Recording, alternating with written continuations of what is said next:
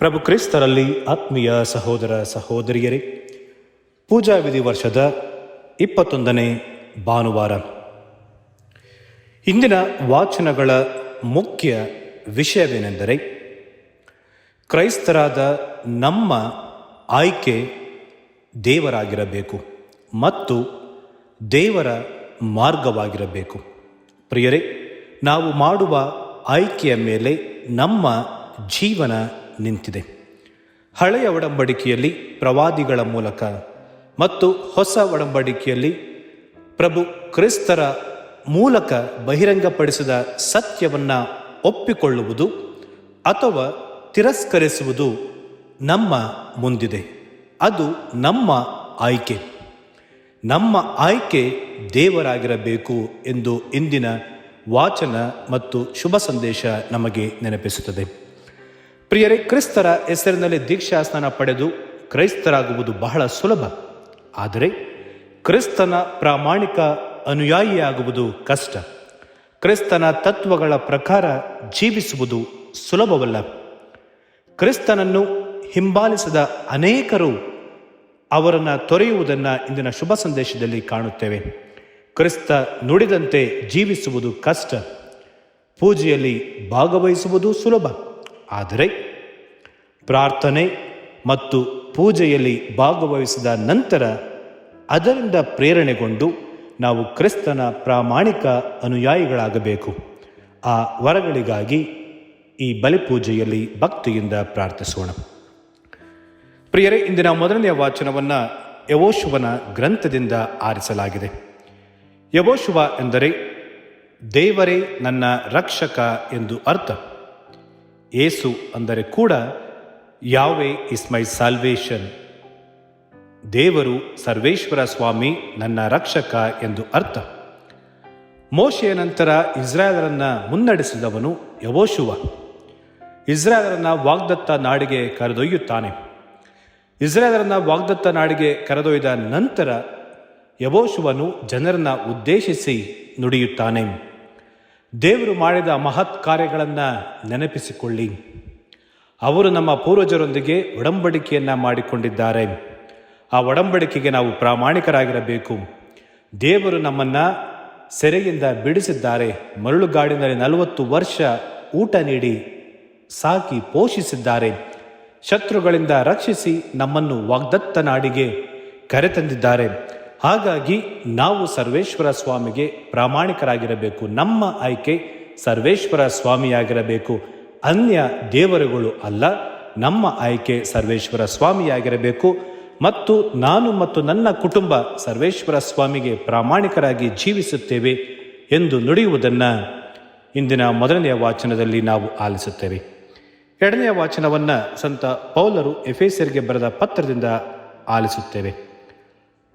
ಪೌಲರು ಕ್ರಿಸ್ತ ಹಾಗೂ ಧರ್ಮಸಭೆಯ ನಡುವೆ ಇರುವ ಬಾಂಧವ್ಯವನ್ನು ವ್ಯಕ್ತಪಡಿಸಲು ವಿವಾಹದ ರೂಪಕವನ್ನು, ಮ್ಯಾರೇಜ್ ಮೆಟಾಫರನ್ನು ಬಳಸುತ್ತಾರೆ. ಯೇಸು ಧರ್ಮಸಭೆಯನ್ನು ಪ್ರೀತಿಸುತ್ತಾರೆ.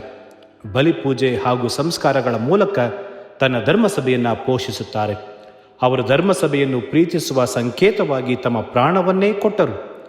ವಿವಾಹ ಒಡಂಬಡಿಕೆಯನ್ನು ಪ್ರವೇಶಿಸುವವರು ಕೂಡ ಪರಸ್ಪರ ಕಾಳಜಿಯಿಂದ, ಗೌರವದಿಂದ, ಪ್ರೀತಿಯಿಂದ, ಪ್ರಾಮಾಣಿಕವಾಗಿ ಒಬ್ಬರಿಗೊಬ್ಬರು ಸಮರ್ಪಿಸಿಕೊಂಡು ಬದುಕಬೇಕು ಎಂದು ಸಂತ ಪೌಲರು ಬಯಸುತ್ತಾರೆ.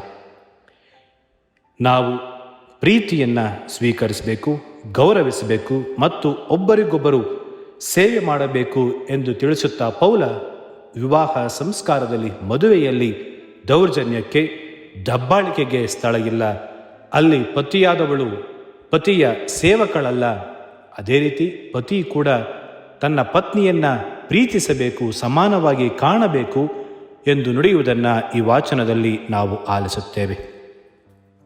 ಪ್ರಿಯರೇ, ಇಂದಿನ ಶುಭ ಸಂದೇಶವನ್ನು ಯೋವಾನರ ಶುಭ ಸಂದೇಶ ಅಧ್ಯಾಯ 6 ವಾಕ್ಯಗಳು 60ರಿಂದ 69 ತನಕ ನಾವು ಆಲಿಸುತ್ತೇವೆ.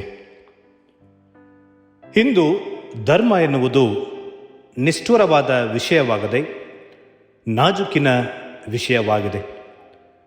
ನಯವಾದ ಮಾತುಗಾರಿಕೆಯಿಂದ ಜನರನ್ನು ಮೋಡಿ ಮಾಡುವ ಅನೇಕರನ್ನು ನಾವು ಕಾಣುತ್ತೇವೆ. ಆದರೆ ಪ್ರಭು ಕ್ರಿಸ್ತರು ತಮ್ಮ ಹಿಂಬಾಲಕರನ್ನು ತನ್ನತ್ತ ಸೆಳೆಯಲು ಅವರು ಸುಲಭದ, ನಯವಾದ, ನಾಜೂಕಾದ, ಗಿಲೀಟಿನ ಮಾತುಗಳನ್ನು ಬಳಸಲಿಲ್ಲ. ಸುಲಭವಾದ ಧರ್ಮ ಮಾರ್ಗವನ್ನು ಕ್ರಿಸ್ತ ಬೋಧಿಸಬಹುದಿತ್ತು. ಆದರೆ ಕ್ರಿಸ್ತ ತನ್ನ ಬೋಧನೆಯನ್ನು ಎಲ್ಲೂ ಸಡಿಲಗೊಳಿಸಲಿಲ್ಲ. ಸತ್ಯ ಧರ್ಮವನ್ನು ಬಿಟ್ಟು ಅವರು ದೂರ ಸರಿಯಲಿಲ್ಲ. ಕ್ರಿಸ್ತ ಹೇಳಿದಂತೆ ಸ್ವರ್ಗದ ದಾರಿ ಕಡಿದಾದ ದಾರಿ, ಕಷ್ಟ ನಿಷ್ಠೂರಗಳ ಹಾದಿ. ಸತ್ಯ ಅಪ್ರಿಯವಾದರೂ ಅದನ್ನು ನಯವಾಗಿಸಲು ಸಾಧ್ಯವೇ ಇಲ್ಲ. ಸತ್ಯ ಸತ್ಯವೇ, ಅದು ಕಬ್ಬಿಣದ ಸಲಾಕಿಯಂತೆ, ಕಲ್ಲು ಬಂಡೆಯಂತೆ. ಹಾಗಾಗಿ ಕ್ರಿಸ್ತನ ಬೋಧನೆಯನ್ನು ಆಲಿಸಿದ ಅನೇಕರು ಇಂದು ಕ್ರಿಸ್ತನನ್ನು ತೊರೆಯುವುದನ್ನು ನಾವು ಇಂದಿನ ಶುಭ ಸಂದೇಶದಲ್ಲಿ ಆಲಿಸುತ್ತೇವೆ. ಪ್ರಿಯರೇ, ಕ್ರಿಸ್ತ ಈ ಯೋಹಾನನ ಶುಭ ಸಂದೇಶ ಅಧ್ಯಾಯ 6ರಲ್ಲಿ ನಾವು ನೋಡುತ್ತೇವೆ. 6:41 ನಾನೇ ಸ್ವರ್ಗದಿಂದ ಇಳಿದು ಬಂದ ಜೀವಂತ ರೊಟ್ಟಿ. ಮತ್ತು 6ನೇ ಅಧ್ಯಾಯ 51ನೇ ವಚನ, ಲೋಕೋದ್ಧಾರಕ್ಕಾಗಿ ನಾನು ಅರ್ಪಿಸುವ ನನ್ನ ಮಾಂಸವೇ ನಾನು ಕೊಡುವ ರೊಟ್ಟಿ. ಮತ್ತು 62ನೇ ವಚನ, ನರಪುತ್ರನು ತಾನು ಮೊದಲಿದ್ದ ಸ್ಥಳಕ್ಕೆ ಮರಳಿ ಏರಿ ಹೋಗುವನು. ಈ ಮಾತುಗಳು ಜನರಿಗೆ ಜೀರ್ಣಿಸಿಕೊಳ್ಳಲು ಕಷ್ಟವಾಯಿತು. ಮತ್ತು ಕ್ರಿಸ್ತ ನುಡಿದಿದ್ದು, ಯಾರು ನನ್ನ ದೇಹವನ್ನು ಭುಜಿಸುತ್ತಾರೋ, ನನ್ನ ರಕ್ತವನ್ನು ಕುಡಿಯುತ್ತಾರೋ, ಅವರು ಚಿರಕಾಲ ಬಾಳುವರು, ಅವರು ಸ್ವರ್ಗದ ಸದಸ್ಯರಾಗುವರು ಎಂದಾಗ ಅನೇಕರು ಅವರನ್ನು ತೊರೆಯುತ್ತಾರೆ. ಕಾರಣ, ಯಹೂದ್ಯರಿಗೆ ರಕ್ತ ಜೀವದ ಸಂಕೇತವಾಗಿತ್ತು. Blood stands for life. ನಾವು ಯಾಜಕ ಕಾಂಡ ಅಧ್ಯಾಯ 17ರಲ್ಲಿ ನಾವು ನೋಡ್ತೇವೆ. ಯಹೂದ್ಯರಿಗೆ ರಕ್ತ ಜೀವದ ಚಿಹ್ನೆಯಾಗಿತ್ತು. ಹಾಗಾಗಿ ಅವರು ರಕ್ತವನ್ನು ಭುಜಿಸುತ್ತಾ ಇರಲಿಲ್ಲ. ಯಾವಾಗ ಕ್ರಿಸ್ತ ನನ್ನ ರಕ್ತವನ್ನು ಪಾನ ಮಾಡಿರಿ ಎಂದು ನುಡಿಯುತ್ತಾರೋ, ರೊಟ್ಟಿ ಮತ್ತು ದ್ರಾಕ್ಷಾರಸ ಸಂಕೇತಗಳ ಮೂಲಕ ಕ್ರಿಸ್ತ ತಮ್ಮ ದೇಹಕ್ಕೂ ರಕ್ತಕ್ಕೂ ಹೋಲಿಕೆಯನ್ನು ಮಾಡಿದಾಗ, ನನ್ನ ದೇಹವನ್ನು ಭುಜಿಸಿರಿ, ನನ್ನ ರಕ್ತವನ್ನು ಪಾನ ಮಾಡಿರಿ ಎಂದಾಗ ಅನೇಕರು ಅವರ ಬೋಧನೆಯನ್ನು ತಪ್ಪಾಗಿ ಗ್ರಹಿಸುತ್ತಾರೆ, ಅವರನ್ನು ಬಿಟ್ಟು ಹೋಗುತ್ತಾರೆ. ಆ ಸಂದರ್ಭದಲ್ಲಿ ಕ್ರಿಸ್ತ ತಮ್ಮ ಪ್ರೇಷಿತರನ್ನು ಉದ್ದೇಶಿಸಿ ಹೇಳ್ತಾರೆ, ನೀವು ಕೂಡ ನನ್ನನ್ನು ಬಿಟ್ಟು ಹೋಗುತ್ತೀರಾ? ಆಗ ಪೇತ್ರ ನುಡಿಯುವುದು, ಸ್ವಾಮಿ, ನಾವು ಹೋಗುವುದಾದರೂ ಯಾರ ಬಳಿಗೆ? ನಾವು ನಿಮ್ಮೊಂದಿಗೆ ಇರುತ್ತೇವೆ. ಜೀವವನ್ನಿಡುವ ನುಡಿಯಿರುವುದು ತಮ್ಮಲ್ಲಿಯೇ ಎಂದು ನುಡಿಯುತ್ತಾನೆ. ಕ್ರಿಸ್ತನಿಗಾಗಿ ಅವರು ಆಯ್ಕೆಯನ್ನು ಮಾಡುತ್ತಾರೆ. ಅನೇಕರು ಕ್ರಿಸ್ತನನ್ನು ತೊರೆದರು, ಆದರೆ ಪ್ರೇಷಿತರು ಕ್ರಿಸ್ತನಿಗೆ ಆಯ್ಕೆ ಮಾಡಿ ಕಡೆಯ ತನಕ ಅವರೊಂದಿಗೆ ಉಳಿದರು. ಇಂದು ನಮ್ಮ ಆಯ್ಕೆ ಏನಾಗಿದೆ? ನಮ್ಮ ಬದುಕಿನಲ್ಲಿ ನಮ್ಮ ಆಯ್ಕೆ ದೇವರ ಅಥವಾ ದುಷ್ಟ ಶಕ್ತಿಗಳ? ನಮ್ಮ ಆಯ್ಕೆ ಸತ್ಯ, ನ್ಯಾಯ, ನೀತಿನ ಅಥವಾ ಅನ್ಯಾಯ, ಅಕ್ರಮ, ಅನೀತಿನ ಎಂಬುದನ್ನು ನಾವು ಪ್ರಶ್ನೆ ಮಾಡಿಕೊಳ್ಳಬೇಕಿದೆ. ಪ್ರಿಯರೇ, ಇಂದು ನಾವು ಭಕ್ತಿಯಿಂದ ದೇವರನ್ನು ಕಣ್ಮುಚ್ಚಿ ಆರಾಧಿಸುವುದು ಬಹಳ ಸುಲಭ. ಆದರೆ ಕ್ರಿಸ್ತನ ವಾಕ್ಯಗಳ ಪ್ರಕಾರ, ಕ್ರಿಸ್ತನ ತತ್ವಗಳ ಪ್ರಕಾರ ಬದುಕುವುದು ಬಹಳ ಕಷ್ಟ. ನಮ್ಮ ಕ್ರೈಸ್ತ ವಿಶ್ವಾಸವನ್ನು ಇಂದು ನಾವು ಪ್ರಶ್ನಿಸಿಕೊಳ್ಳುತ್ತಾ, ವಿಮರ್ಶಿಸಿಕೊಳ್ಳುತ್ತಾ ನವೀಕರಿಸಬೇಕಾದ ಅವಶ್ಯಕತೆ ಬಹಳ ಇದೆ. ಪ್ರಿಯರೇ, ಒಂದು ಘಟನೆಯನ್ನು ನಿಮ್ಮೊಂದಿಗೆ ಹಂಚಿಕೊಳ್ಳಲು ನಾನು ಬಯಸ್ತೇನೆ. 2ನೇ ಮಹಾಯುದ್ಧದ ಸಮಯದಲ್ಲಿ ಕೆಲವು ನಾಜಿಗಳು ಯಹೂದಿಗಳ ಗುಂಪನ್ನು ಒಡೆದುರುಳಿಸಿ ಅವರನ್ನು ಕೊಲೆ ಮಾಡಿ ಸಾಮೂಹಿಕವಾಗಿ ಮಾಸ್ ಗ್ರೇವ್ ಸಮಾಧಿ ಮಾಡಿದ ಘಟನೆ ಇದು. ಅವರು ಸಾಮೂಹಿಕವಾಗಿ ಸಮಾಧಿ ಮಾಡಬೇಕಾದ್ರೆ 12 ವರ್ಷದ ಬಾಲಕ, ಆತ ಸತ್ತಿರಲಿಲ್ಲ, ಗಾಯಗೊಂಡಿದ್ದ. ಆತನನ್ನು ಕೂಡ ಅವರು ಮಣ್ಣಾಕಿ ಮುಚ್ಚುತ್ತಾರೆ. ಬಾಲಕ ಬಹಳ ಕಷ್ಟಪಟ್ಟು ಮಣ್ಣಿಂದ ಹೊರ ಬರ್ತಾನೆ. ಮಣ್ಣನ್ನು ತೆಗೆದು ಸಮಾಧಿಯಿಂದ ಹೊರಗೆ ಬಂದು ಸುತ್ತ ಇದ್ದ ಮನೆಗಳಲ್ಲಿ ಆಶ್ರಯಕ್ಕಾಗಿ ಆತ ಅಂಗಲಾಚುತ್ತಾನೆ. ಆ ಸ್ಥಳದಲ್ಲಿ ನಡೆದಿದ್ದ ಘಟನೆ ಅಲ್ಲಿ ಇದ್ದ ಜನರಿಗೆ ಎಲ್ಲರಿಗೂ ಅರಿವಿತ್ತು. ಆ ಬಾಲಕನನ್ನು ನೋಡಿದ ತಕ್ಷಣ ಅವರೆಲ್ಲರೂ ತಮ್ಮ ಮನೆಯ ಬಾಗಿಲುಗಳನ್ನು ಮುಚ್ಚಿಕೊಂಡರು. ಅದೇ ರೀತಿ ಮನೆಯ ಬಾಗಿಲನ್ನು ಮುಚ್ಚಲು ಒಬ್ಬ ಮಹಿಳೆ ಪ್ರಯತ್ನಿಸುತ್ತಿದ್ದಾಗ ಆ ಬಾಲಕ ಕಣ್ಣೀರಿಡುತ್ತಾ ಕೂಗುತ್ತಾನೆ, ಅಮ್ಮ, ನೀನು ನನ್ನನ್ನು ಗುರುತಿಸದಾದೆಯಾ? ನೀನು ನನ್ನನ್ನು ಗುರುತಿಸುತ್ತಿಲ್ಲವಲ್ಲ, ಏಕೆ? ನಾನು ನೀವು ಆರಾಧಿಸುವ ಪೂಜಿಸುವ ಕ್ರಿಸ್ತ. ನೀವು ಕ್ರೈಸ್ತರು ನುಡಿಯುತ್ತೀರಿ, ನೀವು ಪ್ರಭು ಯೇಸುವನ್ನು ಪ್ರೀತಿಸುತ್ತೀರಿ ಎಂದು. ಆದರೆ ನೀವು ಆರಾಧಿಸುವ ಕ್ರಿಸ್ತನೇ ನಾನು ಎಂದು ಆ ಬಾಲಕ ನುಡಿಯುತ್ತಾನೆ. ಆ ಮಹಿಳೆಗೆ ತಾನು ಮಾಡಿದ ತಪ್ಪಿನ ಅರಿವು ಆಯಿತು.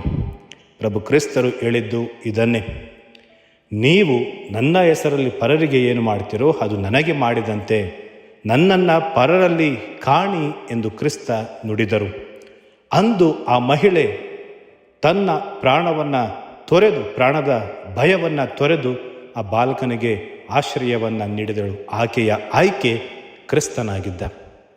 ಇಂದು ನಮ್ಮ ಆಯ್ಕೆ ಏನಾಗಿದೆ? ನಾವು ಬಲಿಪೂಜೆಗೆ ಹೋಗ್ಬೋದು, ಪರಮಪ್ರಸಾದ ಭುಜಿಸ್ಬೋದು, ಮನೆಯಲ್ಲಿ ಪ್ರಾರ್ಥನೆ ಮಾಡ್ಬೋದು, ಪುಣ್ಯಕ್ಷೇತ್ರಗಳಿಗೆ ಹೋಗ್ಬೋದು.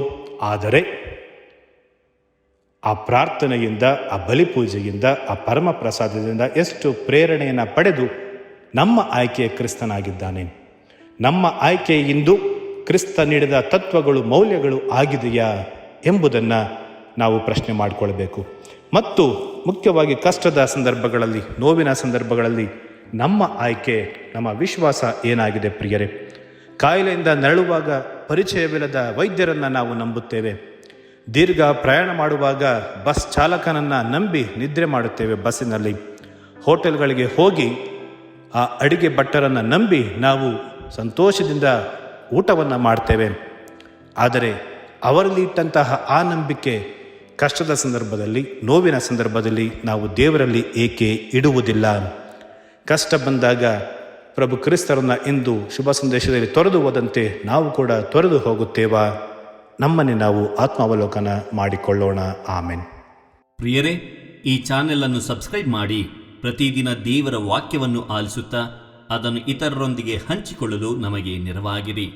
ಧನ್ಯವಾದಗಳು.